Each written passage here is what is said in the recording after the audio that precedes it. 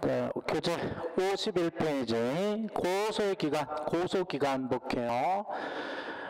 고소를 일정한 기간에 하도록 해놓은 건데 왜 이 고소기간을 제한했을까? 왜 이렇게 했을까? 특히 친고죄의 경우에 문제가 돼요. 친고죄는 피해자가 고소를 해야지만 공소직에서 처벌할 수 있다 그랬지, 그지? 근데 뭐 한 범죄가 있은 다음에 10년이나 있다가 옛날 범죄를 고소를 해? 응? 한 20년 있다가 고소해? 그래서 오랫동안 고소권자가 고소를 안 하면은 고소 못하게 이렇게 제한해요. 왜냐하면 바로 밑에 참고에 넣어놨는데 친고죄가 갖는 문제점이 있단 말이에요.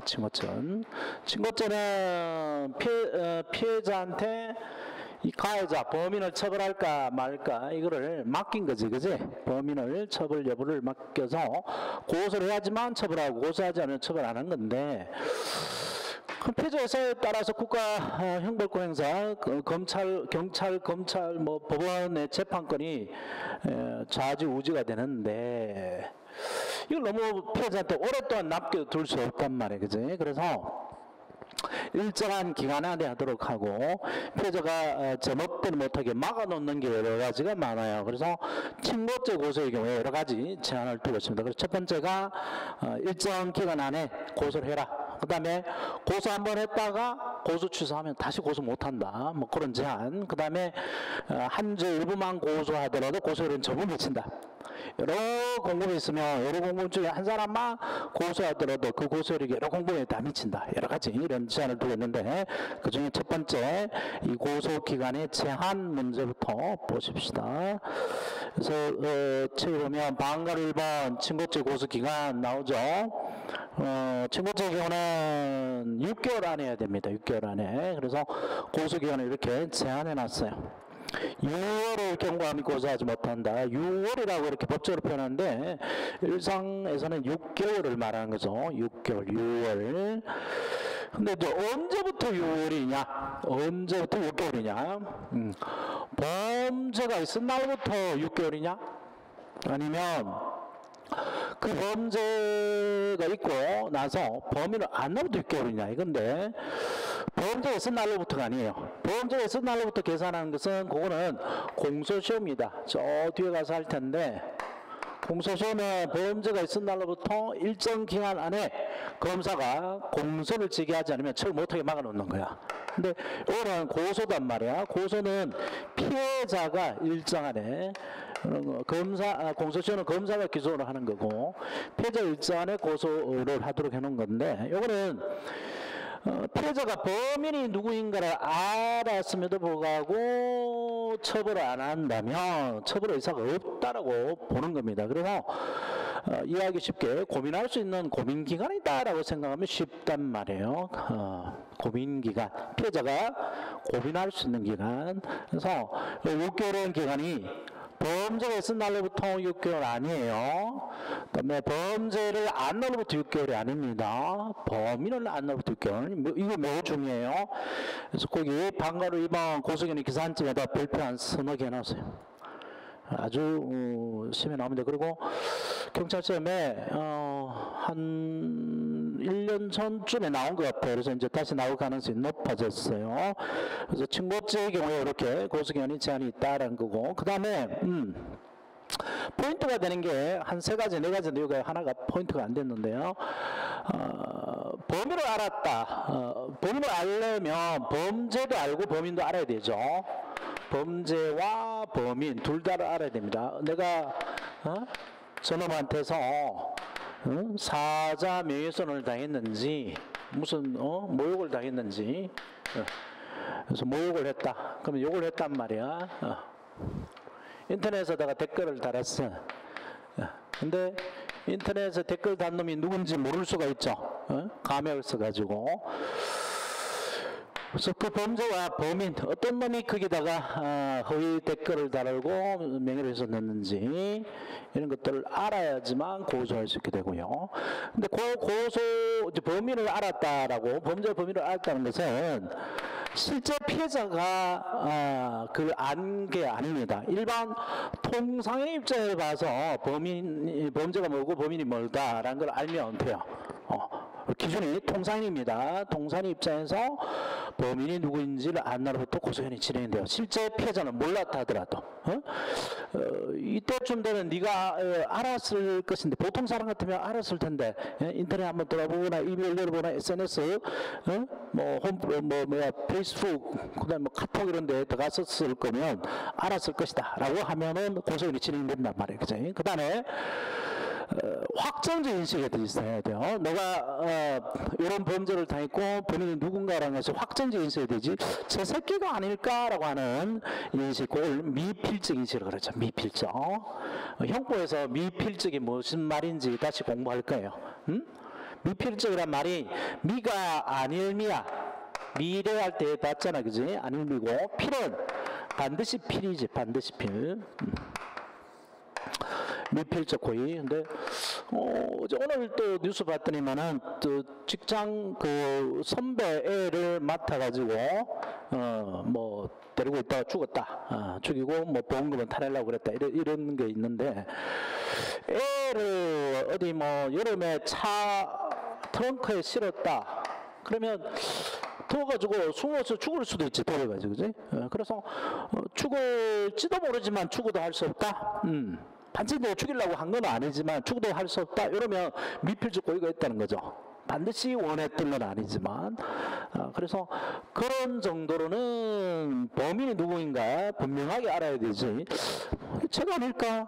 제가 애들한테 할 수 없다. 이 정도는 아니라는 거죠. 미필적 인식만으로 안 되고 반드시 확정적 인식이 있어야지 고소견은 진행된다. 그 다음에 공범이 있으면 그거 하나 추가를 해야 될 텐데 나중에 이제 책에서 볼게요. 공범인 경우는 공범 한 사람만 알아도 공범 1인만 알아도 고소기간은 진행이 됩니다. 고민이 시작되기 때문에. 그 다음에 범죄가 끝난 후에 알아야지 고소기간이 진행돼요. 그래서 범죄가 계속 진행된 중에 고소기간은 진행 안 돼요. 범인이 누군지 알았다 하더라도. 그 다음에 또 예외가 있습니다. 범인을 알았다 하더라도 예외가 범인을 알았는데 고소할래야 고소할 수 없는 불강력 사유가 있을 때 그때는 그 사유가 없어진다는 것도 계산하겠죠. 만약에 뭐 어디 가져져 있었던가 이러면은 못 하잖아요. 그리고 대형 판례가 여기에 해당된다고 보는 거는 딱 하나밖에 없어요. 고소 능이 없는 때. 그때가 그 11세 남아였습니다. 11세 소년인 경우. 최근 판례가 11세 여아인 경우는 고소능이 인정한 판례가 있었죠. 그죠? 근데 옛날 판례든 지금 판례든 11세 소년인 경우는 고소능이 없어요. 근데 11세 소년이 성추행을 자주 당해 학교 체육 선생님한테 고추 많이 컸나 보자 그러면서 맨날 만지고 그런단 말이야. 그래서 성추행을 다 해가지고 있다가 초등학교 6학년으로 있다가 초등학교 졸업하고 중학교가 수학생이 돼가지고 13세가 된 다음에 그 성추행한 체육 교사를 고소를 했어요. 그러면 2년이 지난 다음에 고소했기 때문에 고소견이 지난 게 아닌가 이렇게 문제가 됐는데 11세 소년 단계에서는 고소할래 할 수 없는 할 능력이 없단 말이에요. 그죠? 그래서 고소 기간을 지킬 가능성이 없죠. 범인을 안 날로부터 6개월 안이라는 걸 못 지키죠. 고소할래 고소할 수 없는 불강력 사유가 있을 때에 해당합니다. 그래서 13세가 된 다음부터 6개월 내에 고소할 수 있도록 했어요. 나머지는 뭐 옛날 판례, 그 성범죄가 증거죄였을 때 판례들이니까 그런 거를 참고로 정리를 해놨으니까 보시고 책을 한번 봐보죠. 책에 51페이지 방법 1번 친고죄 고소기간 고민기간이다. 옆에 써놓으세요. 내가 해놨듯이 고민할 수 있는 기간이다. 그래야 범인은 안 날로부터 라는 말이 떠오르겠죠. 그래서 6개월 이내에 해야 된다. 6개월을 경과하면 고소하지 못한다. 그 다음에 방금 1번 고소인의 기산점이라는 게 일어킬기 계산산이죠. 계산하기 시작하는 점이라는 겁니다. 바로 언제라고 그랬어요? 범인은 안나로부터 방가를 1번. 우리 책에는 동그라미 1번으로 되어 있네요. 이거하고 거기에 참고해 넣어놨는데 공소시효 기산점하고 잘 구별하시고요. 범인은 안날이다. 범인은 안날이라는 말은 통상의 입장에서 와 고소권자가 고소할 수 있을 정도로 범죄 사실과 범인이라는 것을 의미한다. 통상의 입장 줄쳐놓고 아까 가이노트에서 봤지만, 그 다음에 범죄 사실을 안다는 것은 고소권자가 친구죄 범죄 피해가 있었던 사실관계에 관하여 확정적 인식이 있을 말한다. 확정적 인식도 줄쳐놓고, 그 다음에 뒤에 범인을 안다는 것은 범인이 누구인지 특정할 수 있을 정도로 알게 된다는 걸 말한다. 특정할 수 있을 정도 줄쳐놓고, 그 다음에 범인이 수인인 경우, 수인이란 말이 여러 명을 말합니다. 수인, 여러 수를 말하죠. 수인.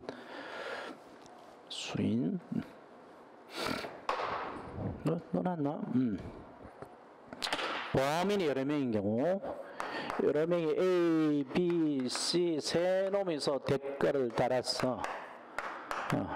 한 놈이 악플을 달았단 말이야. 악플로 피해자한테.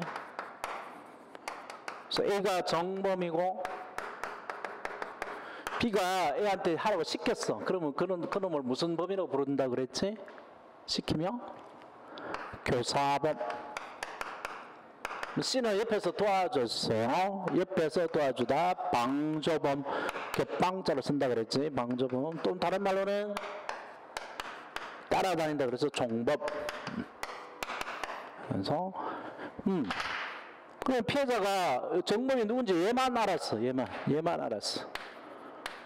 알았다 하더라도 이 B, C도 고소견이 똑같이 진행이 된다 이 얘기죠. 범인의 수인인 경우에 그 공범적 일회를 안더라도 또 고소견이 진행된다. 이것도 줄쳐놓고, 다만 상대적 친고죄인 거는 신분관계 있는 범인을 알아야 된다. 상대적 친고죄 예를 든 게 요거 있죠. 누나가 결혼해서 분가한 누나가 동생하고 동생 군대 친구, 얘는 군대 친구고 얘는 뭐 학교 친구고 해서 누나 집을 털었단 말이야. 그러면 누나가 고소를 하려면 친고죄로 되는 얘만 알아야 돼요. 얘가 누군지 알아야 돼요. 그래 고소견이 진행이 된다는 거죠. 신분관계 있는 공범을 알아야 됩니다. 그리고 뭐 얘네들은 고소 없어도 처벌하니까 뭐 알 필요도 없죠. 고소기한인 것도 있을 수가 없고. 자, 그 다음 마지막 범죄가 계속되는 도중에 범인을 알았더라도 고소에는 범죄가 종료된 때로부터 진행 기산된다. 범죄가 종료된 때 또 줄쳐놓고 범죄가 종료된 때.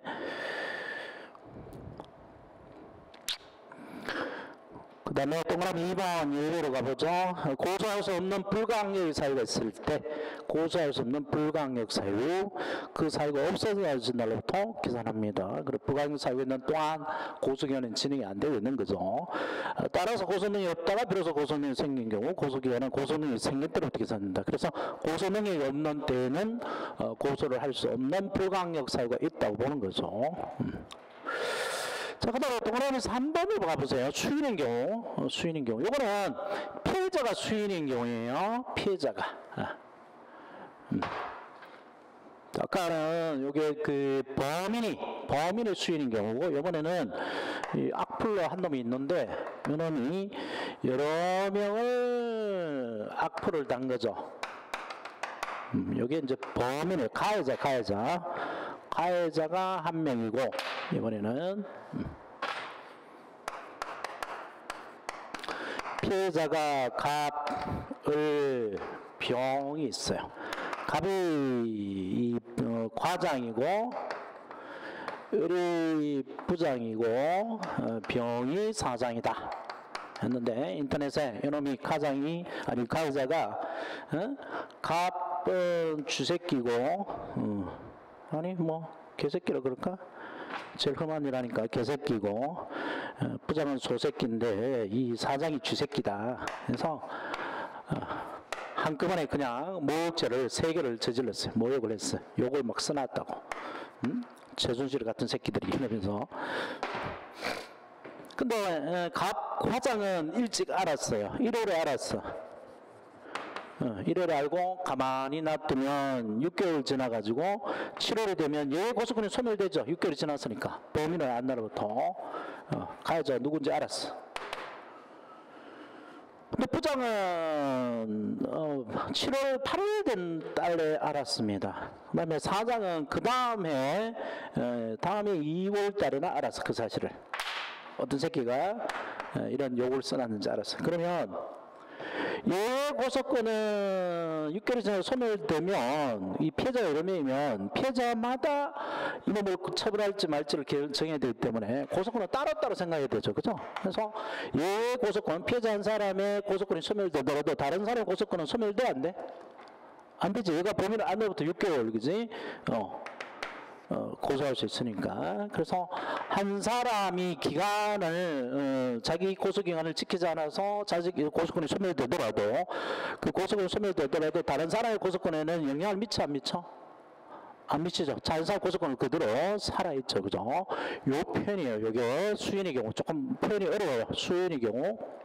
아이고, 야, PPT 안 됐구나. 책 봐봐요. 51페이지 맨 밑에. 고소할 수 있는 자가 수인인 경우에 1인의 기간의 혜태란 말이 롯데 혜택 그 혜택 아니고 게으름태야. 게으를태. 그래서 게으름을 피워가지고 고소기간을 못 지킨 경우를 혜태라 그러는데 기간의 혜태라 그래. 그래서 그 수인의 경우에 고소할 자가 이렇게 피해자가 여러 명인 경우 수인인 경우에 1인의 기간의 혜태는 타인의 고소에 영향이 없다. 그래서 얘가 고소기간을 혜태하고 자기 고소권은 없어졌다 하더라도 이 사람의 고소권은 그대로 살아 있습니다. 그래서 다른 사람의 고소에는 영향이 없어요. 이게 주관적 가분 현상입니다. 주관적 가분 현상 옆에다가 쓰나 수인의 경우 옆에다가 지금 무슨 말인지 모를 텐데 곧 할 거예요. 오늘 주관적 가분 현상이다. 주관적이라는 말은 인적이에요. 인적. 사람마다 주관이 있으니까 한 사람 한 사람 가리키는데 사람이 여러 명 등장하면 각각 따로따로 취급하는 현상 중에 하나단 말이야. 한 사람한테 발생한 사유가 다른 사람에 영향 안 미치는 거지. 그지? 한 사람의 고소권이 소멸됐더라도 다른 사람의 고소권이 따라서 소멸되지 않는다라는 현상이에요. 주관적 가분이라는 게 나눌 수 있다는 거죠. 좀 더 곧 할 거니까.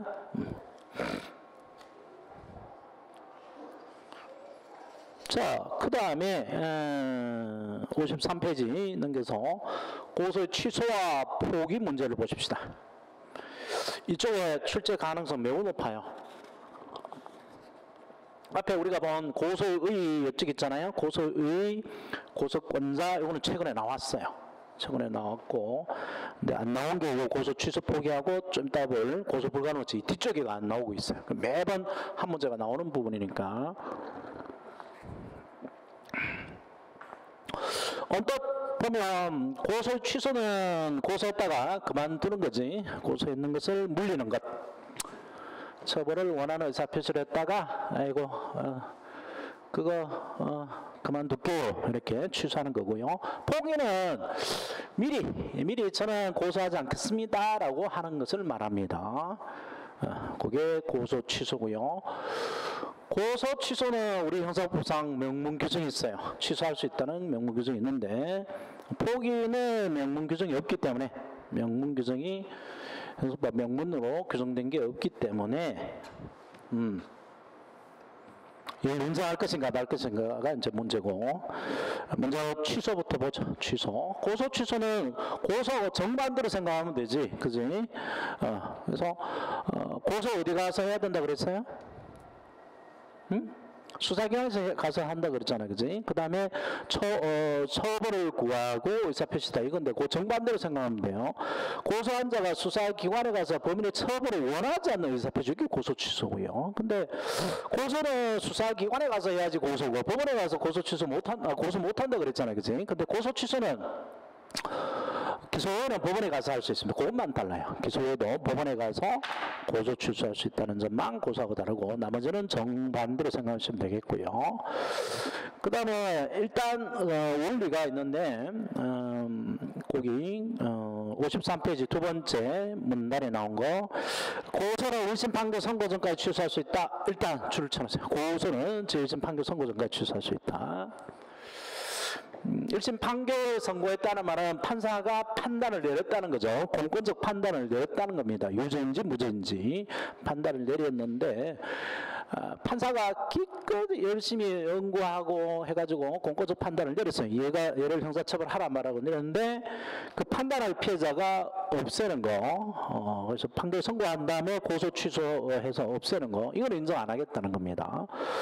그래서 1심 판결 선고 전까지 고소 취소하면, 친고죄의 고소를 취소하면 법원 판사는 무슨 재판하고 끝낸다 그랬지?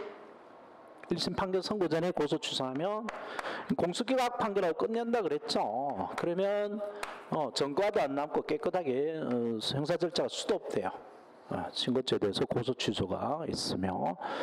근데 이런 게 1심 판결이 나기 전에, 선고되기 전에 이렇게 피해자가 고소 취소하면 공사 판결해 줍니다. 근데 고소 취소를 피해자가 함부로 해줄까? 무억제 고소 취소? 홍가희가 아무나 고소 취소해줘? 300에서 500 받고 취소해 주잖아. 그지? 합의를 해야 돼요, 합의를 해야 되고, 합의에는 항상 이 배상금이 따르죠. 배상금 없는 합의는 거의 안 해줍니다. 아무나. 아무리 잘못했다 필요도 돈 안 받고 뭐 취소해 줄 리는 없죠. 그래서 피해자가 1심 판결 선고 전에 합의해서 배상금과 합의하면서 고소 취소하면 공사 판결을 받아서 전과도 안 남고 깨끗하게 없어지는데, 1심 판결 선고 후에는 이런 고소 취소를 못 한다는 거죠. 안 한다는 거죠. 그래서 이 말을 뒤지면 제1심 판결 선고 후에는 고소 취소할 수 없다고 해야 되잖아, 그지? 1심 판결 선고 후에는 고소 취소할 수 없다고 해야 되는데, 일단 객관식은 그렇게 풀어야 돼요. 친고죄 고소는 1심 판결 선고 전에 취소할 수 있다? 맞단 말이야. 그러면 친고죄 고소는 1심 판결 선고 후에는 취소할 수 없다? 그래 맞는데, 객관식 문제는 그렇게 풀되 1심 판결 선고 후에도 고소 취소 자체가 불가능한 건 아닙니다. 고소 취소해요. 합니다. 하지만 공수기각 판결은 안 나오는 거죠. 공사 판결로 끝내서 전과까지 없어지지는 않습니다. 그러면 왜 1심 판결 선고 후에도 2심에서도 또는 3심에서도 고소 취소는 할 수 있느냐?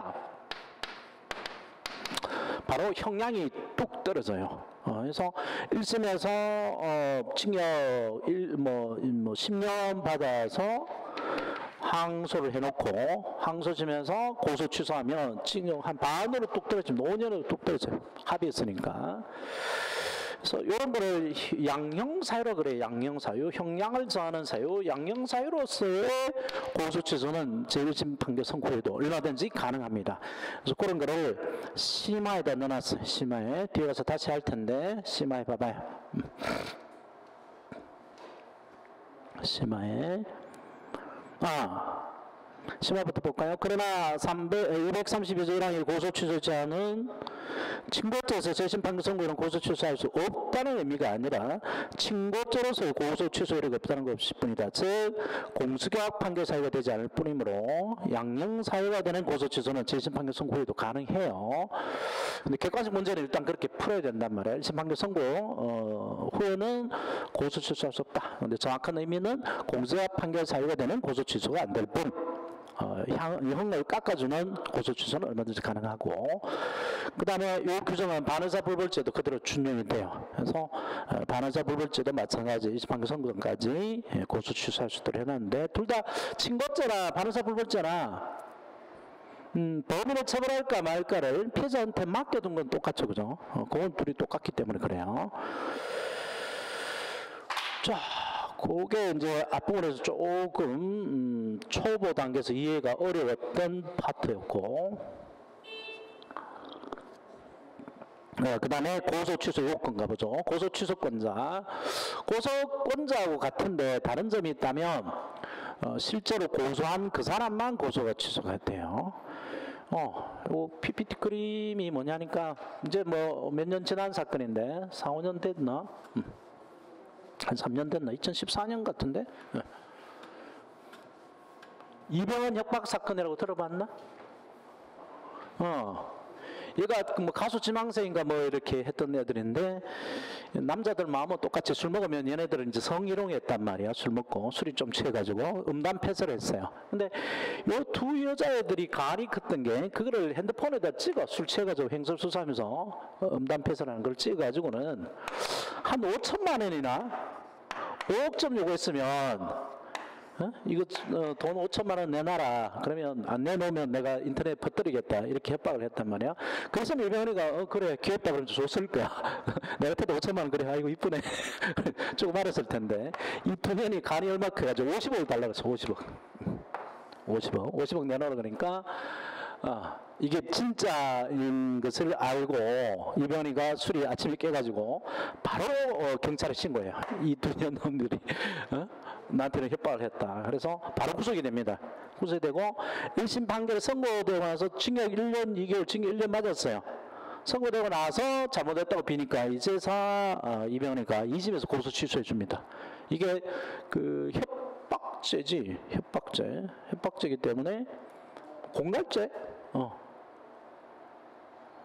협박이면 반에서 불불죄고 공갈이면 반에서 불불죄가 아닌데, 공갈 미수 협박 둘 중 어느 걸 해당하는데, 하여튼 그래서 그 1심 판결 선고되고 나서 피해자가 고소 취소했기 때문에 공사 판결은 안 나는 거죠. 그냥 형이 나고 좀 깎아주고 나중에 보석 석방을 해요. 그래서 보석 허가를 해주죠. 자, 고소 취소 요건 봐볼까요? 고소 취소 요건. 고소 취소권자, 고소를 할 수 있는 자는, 취소할 수 있는 자는 고소한 그 사람 말입니다. 자기가 한 고소를, 자기가 고소한 고소를 자기만이 취소할 수 있다고 보면 돼요. 그러면 그 고유의 고소권자, 피해자죠. 피해자가 친구한테 부탁했어요. 친구한테 고소해 줄 것을 부탁했어요. 그러면 이 친구가 고소했잖아요. 고소해놓고 이 친구가 자기가 해놓은 고소를 자기가 취소할 수 있느냐? 이거 안 돼요. 친구는. 이 피해자가 부탁한 건 고소해 줄 것만 부탁이기 때문에 고소만 할 수 있는 거지, 고소 취소는 못 한다고, 자기가 한 고소라도. 고소 취소하려면 이 피해자가 고소 취소해 달라고 또 고소 취소를 또 부탁을 해야 되죠. 이걸 수권이라고 해요. 수권. 권리를 줘야 됩니다. 수권 행위가 있어야 돼요. 수권 행위 없이 못 하고요. 그 다음에 피해자 본인 딸의 고소권하고 엄마, 법정 대리인 엄마의 고소권하고는 어떻게 돼? 서로 별개라 그랬잖아, 그지? 그래서 엄마가 고소해 놓은 것을 딸이 취소 못하고, 또 딸이 해놓은 고소를 엄마가 취소 못합니다. 법정 대리인이 지휘해서. 취소를 하려면 피해자가 엄마한테 그래 고소해라 또는 고소 취소해라 하고 부탁을 해야 되죠. 특별히 임의 대리로만 가능합니다. 법정 대리는 불가능하죠. 그래서 고소권자로서 고소를 한 자만이 자기 고소를 취소할 수 있다는 걸 아시고, 그래서 피해자가 한 고소를 취소 못합니다. 법정 대리인이 피해자 한 고소를 취소 못해요. 대신 이러는 수는 있죠. 대신 아버지가 합의하러 나갔는데 그 고소 취소장에 딸의 고소 취소까지 같이 이렇게 붙어 있어요. 이렇게 고소 취소장에 아버지의 또는 엄마의 뭐 서명 날인이 있고, 딸도 같이 서명 날인을 했어. 그러면 딸 자신의 고소 취소로 봐줄 수는 있어요. 자, 거기 자, 그 판례가 마지막 문단이죠. 53페이지 맨 마지막 문단. 이것도 줄줄 쭉 쳐놔. 다만 법정 대리인 엄마나 아버지의 처벌 불허한 의사 표시에 피해자 본인 의사가 포함되어 있는 때는 피해자 본인의 고소 취소를 볼 수 있습니다. 대리에 한 것도 뭐 인정이 되긴 되지만, 대리라기보다는 아예 피해자 본인의 고소 취소로 봐줄 수도 있어요. 대신 좀 명확해야 되겠죠. 자, 뒤에 넘기면 그 판례가 나옵니다. 거기 판례에다가 별표 한두 개 해놓고, 나월의 미성년자인 피해자를 대신하여 13세 11세는 아예 고소를 못 하잖아, 그지? 10세 이러면서는 13세가 되니까 고소하거나 고소 취소할 수 있어요. 그 법정적인 부가 피해자에 대해 처벌 분한 의사를 표시하는 경우 여러 사정을 조합할 때 그 의사 표시의 피해자 본인이라는 게 항상 피해자를 가리킵니다. 피해자 본인의 의사가 포함되었다고 볼 수 있을 때는 그 공소를 기억할 수 있다. 자, 그 다음에 고소 취소 시한. 아까 할 때 했죠. 1심 판결 선고정입니다. 거기다가 써놨습니다. 법원이 공권적 판단을 내리기 전 1심 판결 선고전까지 법원이 공권적 판단을 내리기 전까지고 뒤에 그 증거 보전 신청할 때 그거하고 똑같아요. 옆에다가 비교해 놓으세요. 증거 보전 신청.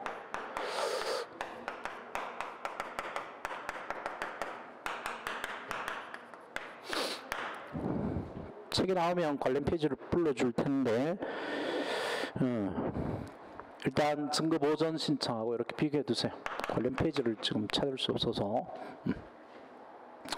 그래서 법원이 공고적인 판단을 내리기 전까지 취소하죠. 나중에 공소 취소도 똑같아요. 검사의 공소 취소. 뭐 뒤에 나올 텐데 좀 이따 볼 텐데 검사의 공소 취소도 마찬가지.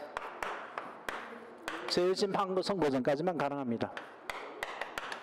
아하, 증거보전 신청은 1심 판결 선고 전까지가 아니고 제1호 공판결 전까지. 그래서 그거하고 헷갈리지 말라는 겁니다.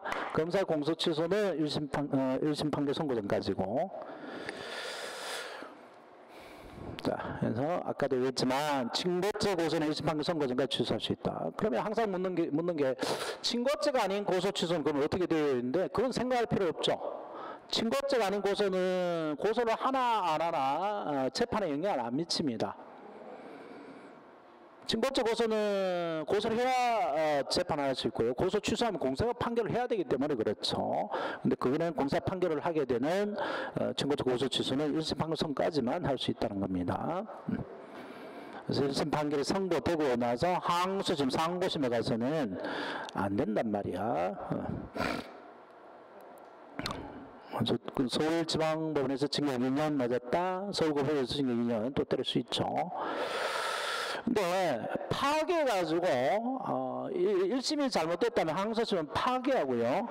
돌려주는 게 원칙이 아니고 자기가 재판합니다. 나중에 뒤에서 하겠는데 파기 재판하는데 예외적으로 1심에다가 돌려줄 수가 있어요. 그게 파기 환송이에요. 파기 환송. 되돌려주는 게. 그러면 1심이 다시 열립니다. 파기해서 1심을 되돌려주면. 그래서 뭐 여기 인천지방법원에서 1심을 했어요. 인천지방법원에서 합의해서 그러면 서울고법이 서울고법이 항소심 2심이 되는 거죠. 그래서 파기해서 되돌려 보냅니다. 그러면 1심 판결 선고가 없는 상태가 돼버려요. 1심 판결 선고한 걸 깨가지고 되돌려 보냈으니까 파기해서 완성하면 그러면 그때는 다시 1심 판결 선고 없는 상태가 되버리니까 고소 취소할 수 있게 되겠죠. 그래서 1심 판결 선고 전까지 고소 취소할 수 있고 1심 판결 선고는 고소 취소할 수 없다라고 하는 것은 공사 판결 사유가 되는 고소 취소가 안 된다는 것뿐이고 그래서 1심 판결 선고 전에 고소 취소가 있으면 공사 판결하는데 1심 판결 선고 후에 고소 취소하면 공사 판결을 안 한단 말이에요. 대신 형은 깎아준다 그랬죠. 반 이상. 양형 사유는 된단 말이야. 자, 그래서 다시 이제 파기 환송되면 어떻게 되느냐 이거죠. 이 얘기죠. 1심 판결 선고에는 고소 취소할 수 있고 1심 판결 선고에는 고소 취소할 수 없는데 파기해서 되돌아가면 환송이 되면 이 선고가 없는 상태로 됩니다. 이 선고가 없는 상태가 되니까 고소 취소가 가능하고 고소 취소가 어때 있으면 무슨 재판해 줄까? 공소기각 판결해줘요. 공사 판결 중요합니다. 이 판례에다가 별표 한 4-5개 넣으세요. 이게 이번 시험에 나올 것 같아요. 막 100번 이번 시험에 나올 것 같다 했는데 아직까지 계속 뒤에서 앞에서만 나왔어요. 그래서 고소에서는 항상 나오니까 자, 이 판례 잘 정리하십시다. 판례 교재 54페이지 중간에 들어가 있는 판례. 상소심은 어디를 가리키는 거야? 1심, 2심, 3심 있으면 이 3심을 통째로 항소심, 2심 항소심을 상소심, 3심 상고심을 상소심이라고 이 둘을 합해서 상소심이라고 그래요. 항소심, 상고심. 상소심에서 이제 여기는 항소심을 말하는 거죠. 상소심 중에 항소심에서 법률 위반 이유로 1심 공사 판결을 파기하고 사건을 1심번에 환송함에 따라 자 이렇게 된 부분만 줄치고 다 줄치지 말고 따라 다시 제1심 절차가 진행된 경우 조정 전의 1심 판결은 이미 파기되어 효력을 상실했으므로 환송의 제1심 판결 선고 전에는 고소 취소 후 세한 사유에 대한 제1심 판결 선고가 없는 경우에 해당한다. 줄쳐놓으세요. 제1심 공사 판결을 파기하고 사건을 1심으로 환송한 경우는 고소 취소의 제한 사유가 되는 1심 판결 선고가 있으면 고소 취소할 수 없다라고 하는 그 제한 사유가 되는 1심 판결 선고가 없는 거에 해당한다. 따라서 환송 후 제1심 판결 선고 전에 친고죄 고소가 취소되면 327조 제5호 이렇게 외우라고 그랬죠. 재판이 무효니까 다 치우고 고쳐. 재무 다치 고처에 고에 해당합니다. 고소 취소에 있는 경우에 해당하죠. 그래서 공수기각 판결해야 됩니다. 판결에서 공수를 기각해야 된다. 그래서 이 판례만 잘 알아두면 되겠고 그 다음에 이제 문제가 항소심에 갔더니만 그때 항소심 2심에서 비로소 친고죄나 반에서 불법죄로 인정된 경우는 어떻게 되느냐 얘기입니다. 그래서 아까 했던 얘기 중복을 해놨는데 고소는 제1심 판결 선고 전까지 취소할 수 있다 라는 말이 일단 맞다 그랬죠. 뒤집으면 제1심 판결 선고는 고소 취소할 수 없다고 하는 말이 맞단 말이에요. 객관식 일단 그렇게 풀되 이해는 꼭 맞는 건 아니다. 제1심 판결 선고도 고소 취소는 아예 못하는 건 아니고 할 수는 있어도 공사 판결만 안 할 뿐이다. 양형사유가 된다라고 하는 거 이해를 해두시고요. 아까 얘기했어요.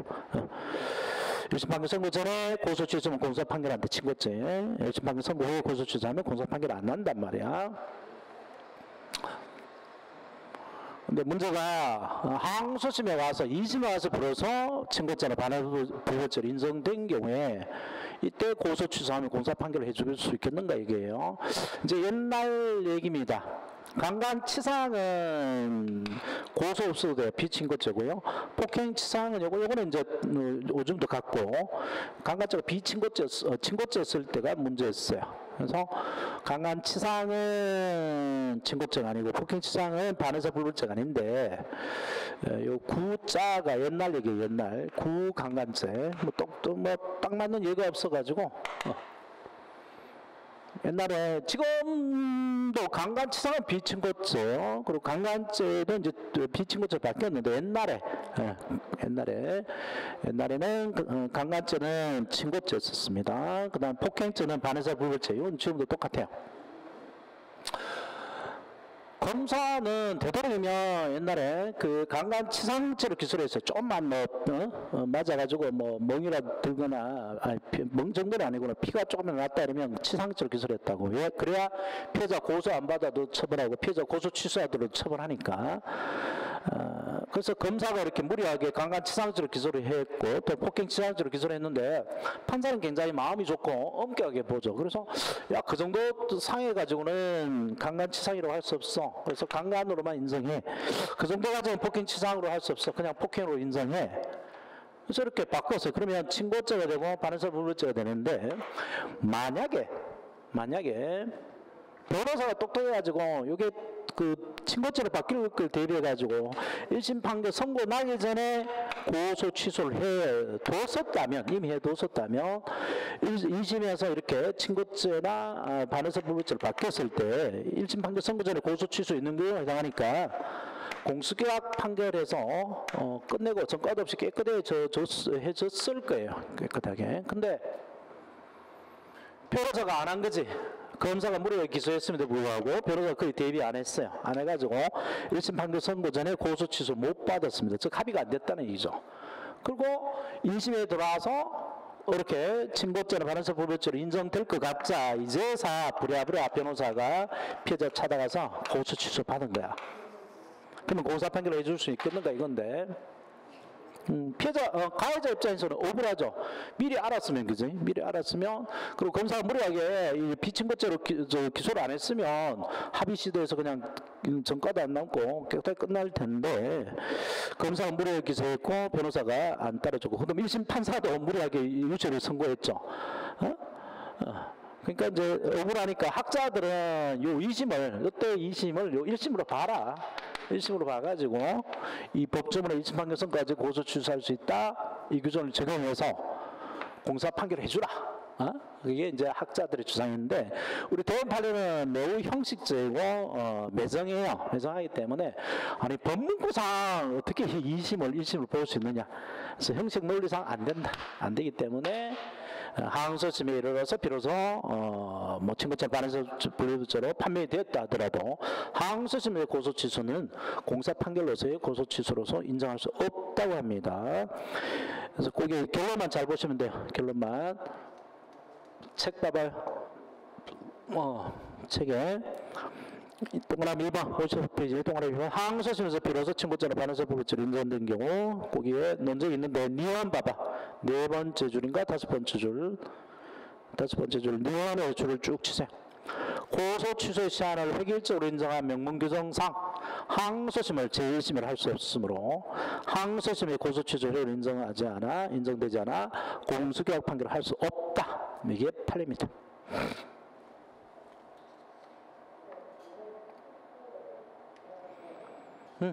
판례 문장이 대체로 이런 거지. 뭐 비슷한데, 형사소송법은 국가행정권의 행사가 피해자의 의사에 좌우되는 현상을 장기간 방치하려는 취지에서 고소 취소 시한을 획일적으로 1심 판결 선고 전까지로 한정한 것이고, 따라서 현실 심판 대상이 된 공소사실의 친부처는 당해 신급 2심 판결 선고 시까지 고소인이 고소 취소할 수 있다는 의미로 볼 수는 없다 할 것이어서, 하항소심에서 공소한 변경 또는 법원 직권에 친고죄 아닌 범죄를 친고죄로 인정하였다 하더라도 자꾸 다음 출처봐. 하항소심을 1심을 할 수 없는 것입니다. 이렇게 형식 논리로 못을 박아버립니다. 하항소심에 이르러 비로소 고소인이 고소를 취소하였다면 이는 친고죄에 대한 고소 취소로 효력이 없다. 즉 공사 판결 사유가 되는 고소 취소로는 인정할 수 없다는 거죠.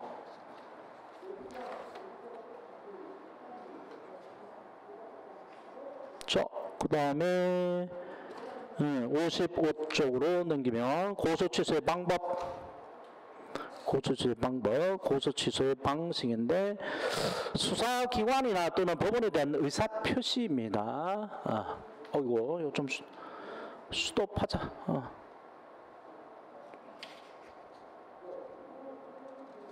잠깐만. 이거 스톱해서는 안 돼요. 이거 바꿔서 하자. 밑에 바꿔서.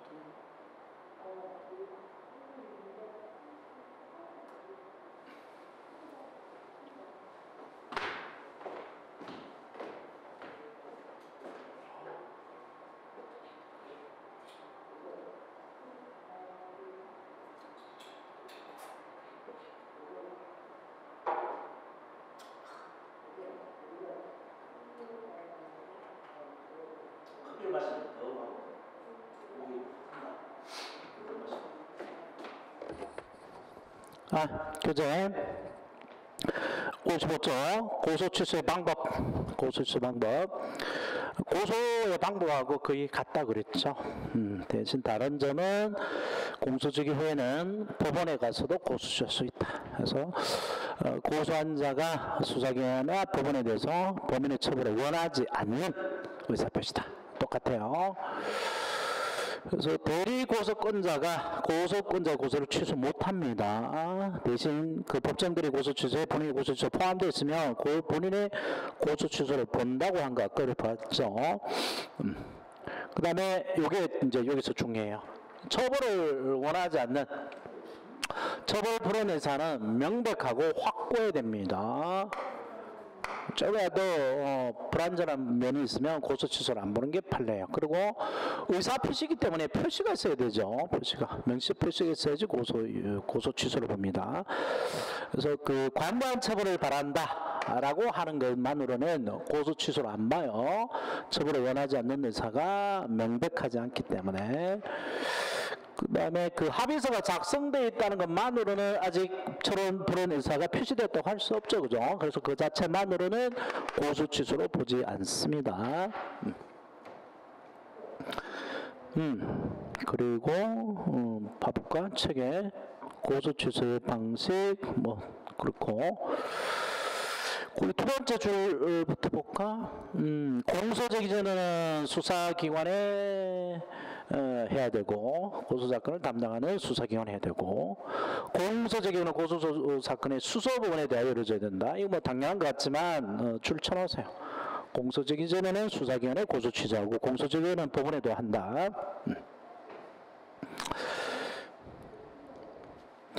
그 다음에 이제 두 번째 문단 처벌 불원에서 명백하고 확고하는 따라서 피해자가 단순히 관관 처분을 바란다는 취지를 진술한 것만으로는 고소 취소라고 하기 어렵고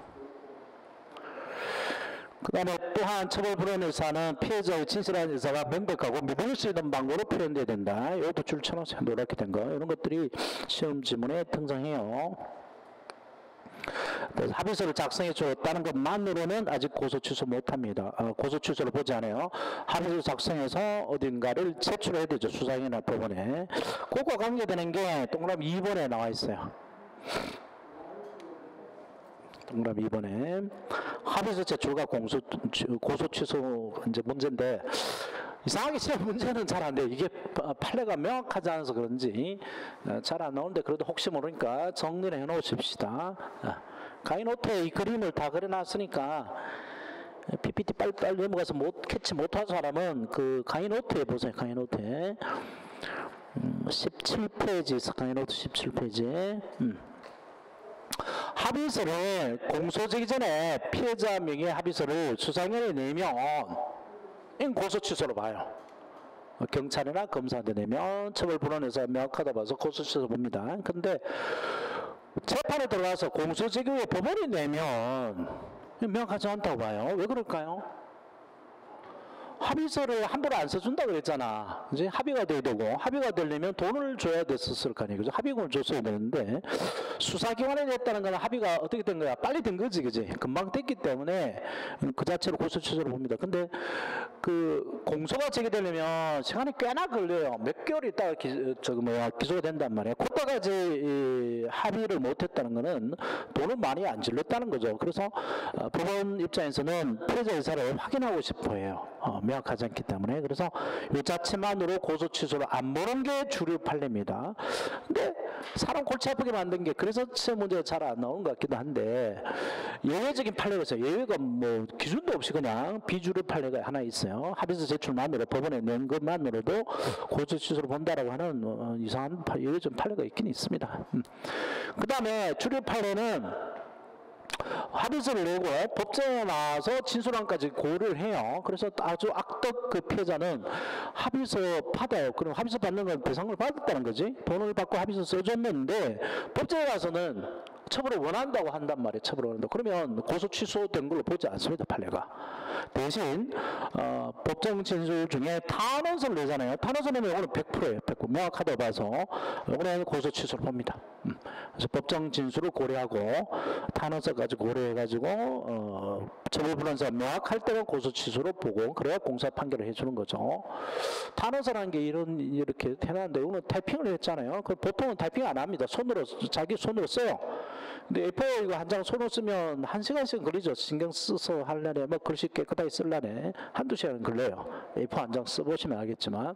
그러면 이거는 처벌 불원사가 확고하다 보는 거죠. 형식적이 아니라고 봐요. 우리는 탄원서를 말하는 한탄하고 원한다 이런 말이죠. 그래서 일본원이가 1심 판결 선고 나고 나서 협박 여성들 처벌을 원하지 않는다라고 하는 탄원서를 써줬어요. 그래서 2심에서 깎여 나왔죠. 자, 그 다음에 거기 들어가 있는 판례들을 지금 본문에서 정리된 순서대로 판례를 하는데 공부를 하다가 선생님이 이 판례하고 이 판례하고 뭐가 달라요 이렇게 따지는 친구가 있는데 자, 교재 56페이지 첫 번째 판례는 합의서를 경찰에 낸 경우입니다. 그래서 거기 몇 번째 줄이야? 네 번째 줄이구나. 여기서부터 네 번째. 가해자 피해자 사이에 합의서가 경찰에 제출됐다면 요거 줄 쳐놓으세요. 합의서가 경찰에 제출됐다면 고소 취소한 것으로 봅니다. 고소 취소로 동그라미. 그런데 두 번째 판례 법원에 제출된 합의서 그거 줄 쳐서 법원에 제출된 합의서 첫 번째 줄에 얘는 법원에 이제 합의서 제출인데 그 자체만으로 고소 취소를 안 본다 그랬잖아요. 그래서 거기 세 번째 줄에 고소인의 법정에 나와 고소 취소 의사가 없다고 진술을 했다면 고소 취소가 된 것으로 안 되는 것도 보는 거죠. 고소는 취소되지 아니한 것으로 봅니다. 그래서 아니에다 동그라미 놓고요. 그 다음에 세 번째 판례는 핵심이 요거죠. 합의서 플러스 탄원서가 나가면 고소 취소가 있은 것으로 봐요. 취소다 동그라미 놓고요. 그래서 그렇게 세 가지 판례 혹 나오면 대표적인 판례 요 세 가지로만 해결해 보십시오. 자, 그 다음에 57페이지로 가죠. 고소 취소 효과. 이 친고죄 고소 취소만을 말합니다. 비친고죄는 소송에 영향을 안 미치니까 비친고죄 고소는. 그래서 피해자가 고소했다가 다시 고소 취소했다가는 다시 고소 못하게 막아버립니다. 피해자 이렇게 저렇게 못하도록 한다 그랬죠. 재고소가 금지돼요. 그래서 친고죄 고소를 취소한 자는 다시 고소하지 못합니다. 이거는 반의사 불벌죄에서도 마찬가지고요. 그 결과 고소 취소가 있으면 고소권을 소멸해 버립니다. 다시 고소 못하니까요. 그래서 신중하게 해야 됩니다. 그 다음에 방갈로 2번 검사와 법원의 처리. 검사는 공소권 없음 불기소합니다. 고출 쳐놓으세요. 공소적이면 검사는 공소권 없음 뒤에 불기소 처분 쪽에 가서 해요. 공소권 없음 불기소를 하고 법원은 공사 판결합니다. 이런 것들은 간단하게 해놓고 그 다음에 별표 한 3개, 4개 해놓으세요. 이게 이번 시험에 아마 나왔던 것 같은데 다만 비친고죄 고소고까지 취소됐으면 되고 이거 아주 중요해요. 요거 1심인 경우도 마찬가지인데 친고죄 썼어요. 친고죄. 그러니까 모욕죄단 말이야. 모욕죄. 욕했다는 죄로 또는 사자 면수죄로 기소했는데 고소를 받고 모욕죄로 공소 제기해야 되죠. 그죠? 친고죄니까. 만약에 고소 안 받고 고소 없이 모욕죄 공소 제기했으면 이거 무슨 재판 받아야 돼? 응? 공소 제기 결자가 무효니까 뭘 해야 돼요? 이거 갖고 가라라고 해야 되죠. 공사 판결로 끝을 내야 돼요. 그래서 공사 판결이 나기 직전에 아이고 공사 판결 받을 것 같아. 그러면 어떻게 하면 되나요? 응? 이거를 친고죄를 비친고죄로 바꾸면 됩니다. 비친고죄로. 공소장 변경해버리면 돼요. 비친고죄로. 바꾸면 공사 판결하지 않습니다. 그냥 이 무효인 공소제기가 치유가 돼버립니다. 그래서 그냥 실제 재판해야 돼요. 그래서 이런 경우가 있을까 싶은데 내가 억지로 생각해낸 게 야, 개새끼야, 그러면, 개새끼야, 순실이 같은 새끼야, 이러면은, 모욕죄가 됩니다.